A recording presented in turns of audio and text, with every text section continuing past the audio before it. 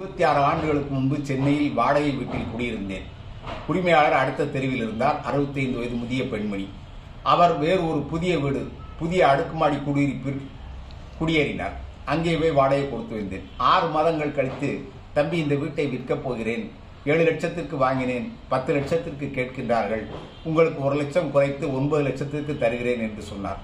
அம்மா, புது வீடு வாங்கி 6 மாதத்திற்குள் எப்படி விற்க மனசு வருகிறது என்று கேட்டேன். தம்பி, உங்களுக்கு ஒரு ரகசியம் சொல்கிறேன். என் கணவர் ஒன்றிய அரசு ஊழியர்.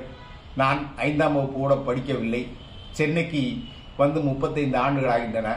எந்த ஒரு வீட்டிலும் 2 ஆண்டுகளுக்கு மேல் குடியிருக்க மாட்டேன். இதுவரை 23 வீடுகள் வாங்கி விற்றிருக்கிறேன். அதில் கிடைத்த லாபத்தில் 3 வீடுகளை என் பிள்ளைகளுக்கு கொடுத்து விட்டேன். இன்னும் 3 வீடுகள் என்னிடம் இருக்கின்றன என்று சொன்னார்.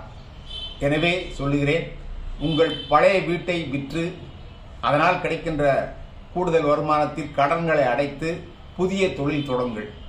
5 ஆண்டுகளுக்கு ஒரு முறை வீடு மாறுங்கள். நன்றி, வணக்கம்.